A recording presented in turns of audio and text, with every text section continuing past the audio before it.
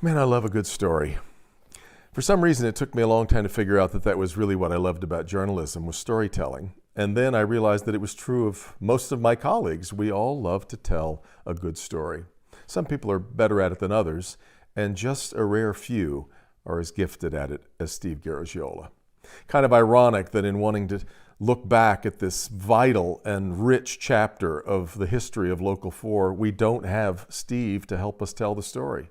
I suppose it'd be bad form to ask him to tell his own story. So carry on we must. Tonight, with the story of Steve. In the broadcasting world, there are some special people who seem to be able to do just about anything. And then there's Steve Garagiola, the Swiss Army knife of Detroit television. My turn to learn how to be a rocker, but clearly this outfit's not going to work. Wait a minute, hang on. That's more like it. Let's rock. If there's anything Steve can't do or handle, we haven't found it. And it sure isn't for a lack of trying. What has been your experience with babies? The worst experience. I never want a kid. Hi, fans. Father's Day is going Steve has lived a rather extraordinary life. I mean, his godfather is Stan Musial, one of the greatest baseball players of all time. That sort of thing happens when your father is Joe Garagiola, a World Series winning catcher who then ended up in the Hall of Fame as a broadcaster. Heck, his mom Audrey even played the organ for Cardinals games at Busch Stadium. But Joe was also a regular on the Today Show. And let's be honest, managing a microphone is easier than hitting a curveball. So no surprise that television might tap young Steve on the shoulder. This is a job for Piston Man. To the Pistonmobile, let's ride. Of course, Steve knew sports, that was a given. But what made him special as a sportscaster was marrying that knowledge with a sparkling sense of humor and a gift for writing. A baseball championship is an elusive prize. There were stops in Lansing and Phoenix, but Steve knows Detroit sports as few others. First at Channel 7, then at Local 4, including duty at PASS, the old sports network. The Olympics often brings us the nexus of sports and world news events, and so it was when Steve was dispatched to cover the 1996 Olympic Games in Atlanta. This is the intersection of Techwood and Peachtree, where for the past 30 minutes, emergency vehicles have crisscrossed towards Centennial Park, about a block and a half away from us here. By all eyewitness accounts, an explosion detonated in the park near the An explosion in the Olympic Park meant 14 straight hours of coverage. And when Steve returned to Detroit, he returned not to the sports office, but to a news desk. As Steve put it, I knew I had moved from the toy department to the real world. As the war rages in Afghanistan, Yes, he moved to news. But when you can't find Steve, you might check that toy store. The Lodge Freeway is closed between 8 Mile and the Davison. So how do you get downtown now? Which is why we need something creative, a secret route that really works, but not everybody is taking it already. Quickly, we learned that Steve has a remarkable knack for explaining things. Complicated, dense, dry things to most, but not to Steve. Icing the puck. In hockey, this is not exactly what they mean. Let me explain. On a hockey rink, you have a red line, 2 blue lines, and a little red line at each end where the goal sits. If a red player hits the puck from his own zone all the way past the opposing goal line, that's icing. The faceoff comes all the way back in front of the red team's goal. That was a bad play, little fella. Politics, business, the arts, social issues. Send Steve. Whatever it is, send Steve. And he's been a constant, comforting, and authoritative presence at the anchor desk, whether it was weekday mornings or post-football Sunday nights, which it turns out can also be weekday mornings. That's easy. I hate both of you. Now, Steve isn't perfect. It must be said that his allegiance to a certain university, his alma mater in South Bend, Indiana, is absolutely insufferable. But his own understanding of fandom and sports fanaticism helped in creating masterpieces like these. I'll give you that. You guys are overpowering and offensive. Kind of like bad breath. Hey, let me tell you something. My turn. Steve's evil twin stories are the stuff of WDIV legend, perfectly framing the exuberance of each side and technically flawless. Hey, buddy, I got one. I heard this whole thing is just a big scam to get us all to buy new TV sets. That after February 17th, my old TV is going to work just fine. Hey, aren't you that TV guy? Ignore him. And no one has done more to try to lift whatever curse remains in effect against the Detroit Lions. Now, this afternoon, our lucky young... Our man of many gifts is also gifted in the kitchen. He's the author of the I Only Need One cookbook. There's that Garagiola common sense at work. Oh, yeah, that's what I'm talking about. His cooking even landed him on The Rachel Ray Show. He's also authored 2 books on the television news business. He is relentlessly upbeat, unless Sandra Ali is trying to coax him into helping her with her exhausting Instagram habit. But one other thing must be said about Steve Garagiola. All of us at Local 4 understand where his compass is calibrated. He's never left any doubt that the most important thing in his life is his family, his wife Carol, and their 2 children, and now grandchildren. And in what will long be remembered at 550 West Lafayette was the cross-country RV trip Steve made early in the pandemic to bring his gang back home to safety, and home to the guy who just does it all. The other issue with the departure of Steve Garagiola is Corey Skillion is losing her favorite anchorman at Channel 4. So true. I don't know what I'm going to do. You know, I might have a suggestion.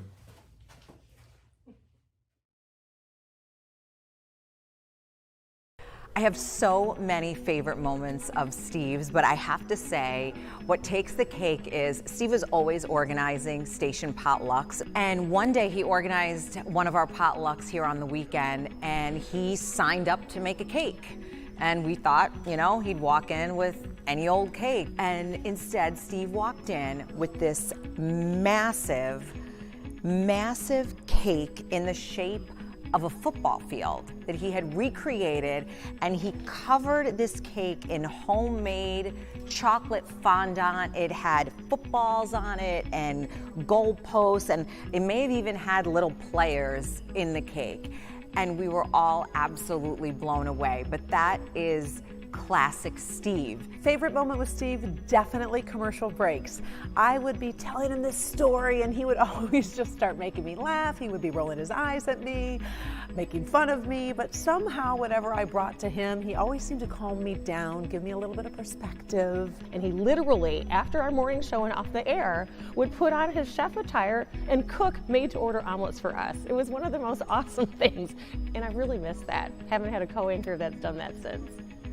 What did I learn from Steve? I would say, shoot it straight. He would always say, you know, get your opinions out of it, make sure it's balanced, don't be over dramatic, be fair. I think working alongside someone like Steve, who is a veteran, who's done so much and seen so much, you really start to learn about what is important and what isn't important. And while work is always important and your job is always important, Steve teaches you that there are a lot of things in life that are the little things, and you tend to put things in perspective. I learn from him every single day how he handles certain situations, how he handles breaking news, how he recommends we cover it and why. So every day was a teaching moment for me. My biggest wish for Steve in his retirement would be that he could finally watch his football games uninterrupted at home in his man cave on the sofa with his snacks, instead of having to sit here in his office and watch them with me asking him every 5 minutes, how many more minutes are in the game? How much time is left in the game? So I'm glad he'll be able to finally enjoy them without being pestered by us here in the newsroom, get to enjoy them at home with his family, and enjoy those Saturday and Sunday nights off finally. My wish for him is simple: love and happiness. He finally has the time to spend with his kids and his grandkids, and he can cook and he can work on all the things he loves to do around the house. And I'm just so excited that he has this next chapter in his life.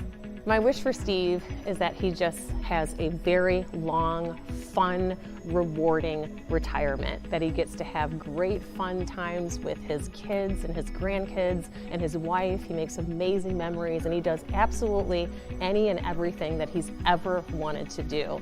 I wish him good health and happiness, and hopefully he'll come back and see us sometime. Don't be a stranger. Sometimes in television we're told to stretch. That is not the case here. We're somehow trying to condense this thick and rich Book of Steve. When we come back, the sportscasting chapter you might know a little about, and the giving chapter you probably don't. And now, here's a Garagiola with a Father's Day message from White Owl. Hi, fans. Father's Day is going to roll around pretty soon. So, the White Owl people have a special thing for fathers. They've put 25 cigars, White Owl Invincibles, in this nice glass humidor jar. It's an early American replica at around $2.89. Or if your father smokes lots and lots of White Owls like my dad, Joe Garagiola, you can get him 50 at a time in this special Father's Day box. Or they have boxes of 25, too. White Owl makes Rangers, New Yorkers, Invincibles, miniatures, and demi-tips. Dad says they're all pretty terrific, just depending on the shape you like. Well, thank you. This has been Steve Garagiola for White Owl. Kid's got a long way to go, but he's got some great ideas.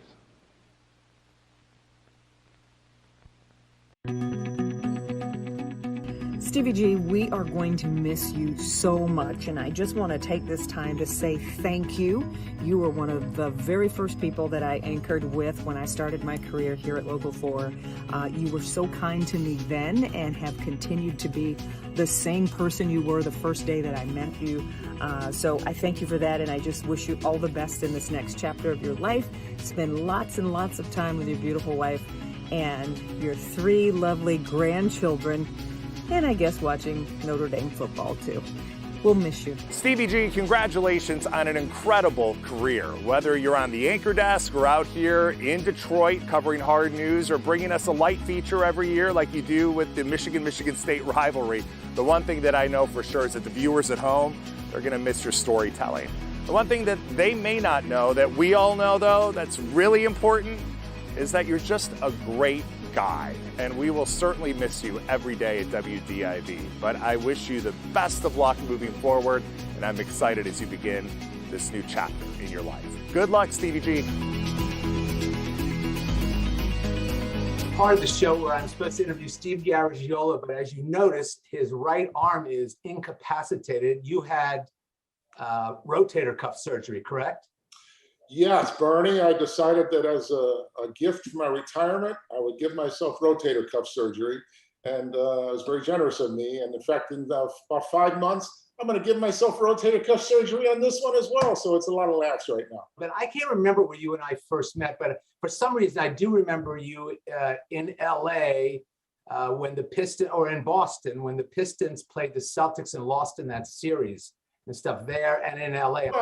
At one time, I was the sports guy at Channel 7. You were the sports guy at Channel 4. Mm-hmm. And our dear friend Fred McLeod was the sports guy at Channel 2. Of course, Fred passed away, but this town had 3 pretty good sports guys. I agree with you. And I think that really proves the point. My point is, if you can't beat them, have them join you, because you aren't going to beat them. So let's do it that way. Yeah, that was great. You mentioned that the LA playoff.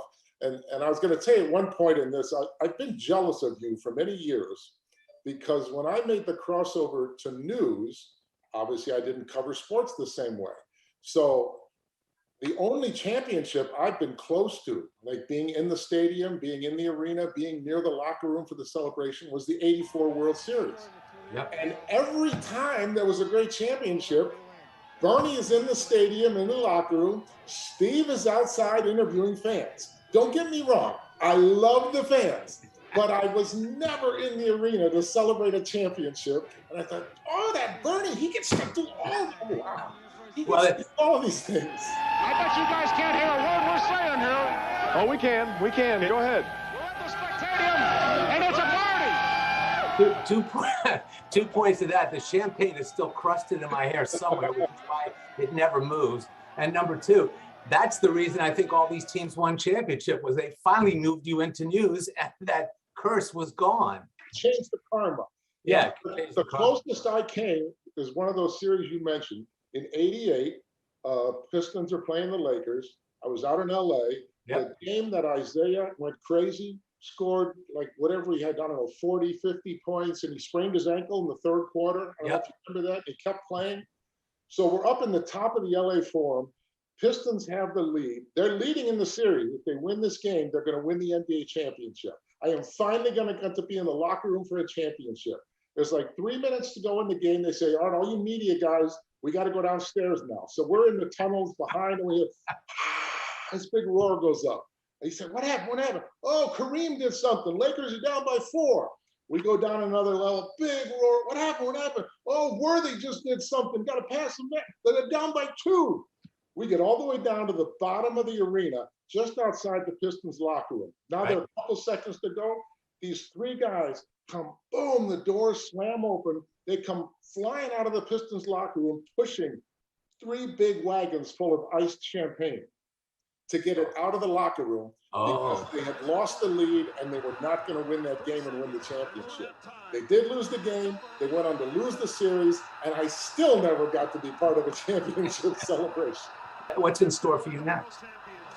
You know, it's funny. People have been asking me just that very question. Oh, you're retiring. To do what? What are you doing? What's your big plan? Yeah. You know, I have no big plan right now. I have a lot of interests. I like to write. I like music. I don't dismiss the possibility of maybe, you know, trying to podcast or something at one point. But right now, I just want to stop. I always felt bad for Willie Mays. Willie Mays was maybe the greatest center fielder of all time. Maybe DiMaggio, maybe Willie Mays. But I grew up in New York, so I saw Willie Mays' final few years with the Mets. And in his last year, he would stumble in the outfield, you know, maybe fall down, lost some fly balls in the sun. Fans were booing him. And I thought, here's the greatest center fielder of all time. But he couldn't get off the stage. And so he stayed too long. And I thought, you know what? I'm still on top of my game. I feel like I still got it. I can still do this job. I can do it well. But that's long enough. You know, get off the stage. It's time for somebody else to do it. And let's open up a new chapter.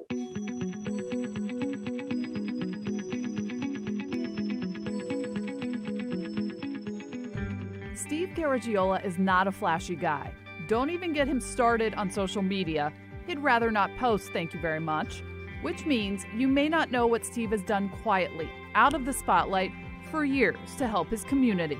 So our biggest fundraiser, Iron Chef, he stepped up and he was an MC for us for almost the longevity of the program itself. And to have him be a part of our events and to feed our hungry neighbors really meant a lot. That's Bridget Brown, director of Food Secure Livingston.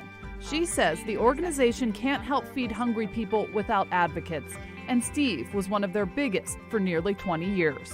His voice is so recognizable to people in the community that when they hear it, they want to give, they want to support. And so his lending a hand was really lending his voice. And we're just so thankful. Steve also lent his time and his voice to the Kidney Foundation annual Kidney Ball, Mercy High School as the annual fundraising auction MC, and to Arc of Livingston County, its annual fashion show as the auction MC. And that's just a snippet of his charitable work. Steve cares about people. It's obvious to the organizations he's helped throughout the years, where he gained real-life friends, not followers on an app.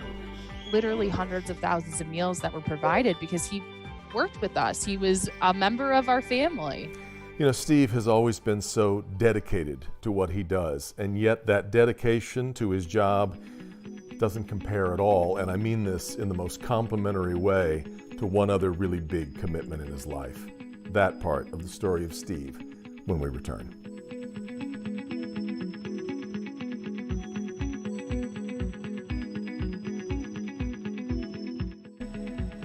Steve Garagiola was the Swiss Army knife of Detroit television news. He could do anything. He could cover news stories, sports stories, weather stories, and he did them all so well. Steve, you even made the Michigan State rivalry piece that you did every year interesting to me, and I'm a Notre Dame fan. But then you're a Notre Dame grad, so that explains everything. Best of luck to you, my friend. Steve is an icon in Detroit, and that's not something that you get as a perk when you sign your contract or a title somebody bestows upon you. You achieve that status, and you can call it icon, call it whatever you want, but you achieve that really in one way and one way only. You put in the work.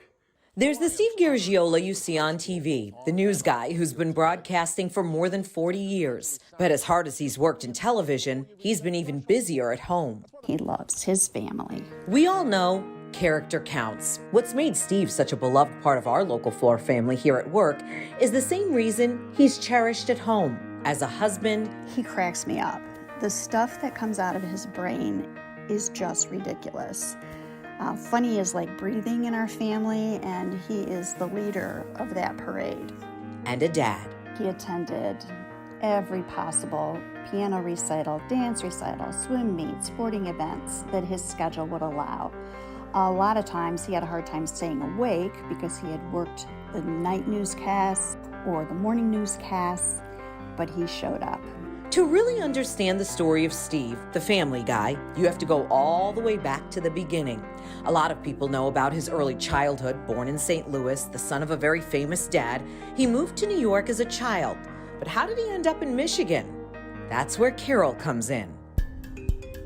Steve met Carol when they were freshmen at the University of Notre Dame. They started dating right away, and by their junior year, they were already talking about plans after graduation. Carol had her sights set on law school. Steve told Carol he wanted to be together. We got married when we were 21 years old. So when they graduated in 1977, Carol came back home to get her degree. Steve came along too. While she went to law school, he got a sports job in Lansing. They've been juggling their work schedules and family life ever since. We had two demanding careers, most of the time working at opposite ends of the clock. By the time Carol graduated from law school, their first baby, Katie, came along. Steve started working in Detroit. My dad is just one of the most silly people that I've ever met. He could figure out a way to make up songs about restaurants that we'd pass while we were driving in the car, or little people that lived in the dashboard. He apparently spoke like 40 different languages. He was just always making me laugh. 3 years later, they added another baby to the mix, their youngest daughter, Megan. This is a man who would get off work at midnight and rush home to pull out whatever paper brown lunch bag my lunch had been packed in for the next day at school and draw a personalized cartoon on it so that I would feel special and know that he was thinking about me if I didn't see him in the morning. He was and is a wonderful dad. He's always been very involved in their lives and activities from the time they were tiny babies. A hands-on dad who was and is still known as the fun dad, but Steve always had his own special way of parenting. Some would describe it as memorable, like the time the girls were in middle school and Steve drove carpool. He was a stickler for grammar even back then. He would bring a bag of chocolate candy in the car with them, and he would reward any of them who could complete the car ride without saying the word like. Most of his favorite things have been pretty obvious through the years, like his love of Notre Dame, his memorabilia collection, and cooking up a mean Christmas dinner. But many people don't know Steve also loves the piano, guitar, and banjo. He even taught himself how to play all of them. It's inspiring, just letting somebody not live in a box, just let them go out and try so many new things. He's awesome, and we love him so much. The creative side many say he gets from his mom, who was also artistic and a professional organist. Steve puts that creativity, humor, and curiosity to good use now in his newest role as granddad, or Pop-Pop, as he's affectionately known to his 3 grandsons. With our grandkids, he is having the most fun ever. Those little guys adore him, and they just light up around him.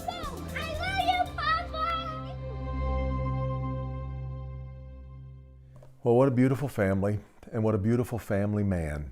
But you know what they say, there's one in every family. And for Steve, it's that evil twin of his always hanging around, even when the great Steve Garagiola is trying to sign off just one last time.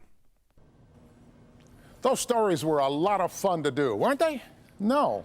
No? What do you mean, no? Why weren't they fun? Because you always gave yourself the best lines. I did no such thing. The problem was you were always crabby and grouchy. Yeah, whatever. When I watch all of this, it says to me that this was a really fun career. Well, it says to me that we're old. Can I go now? Yeah.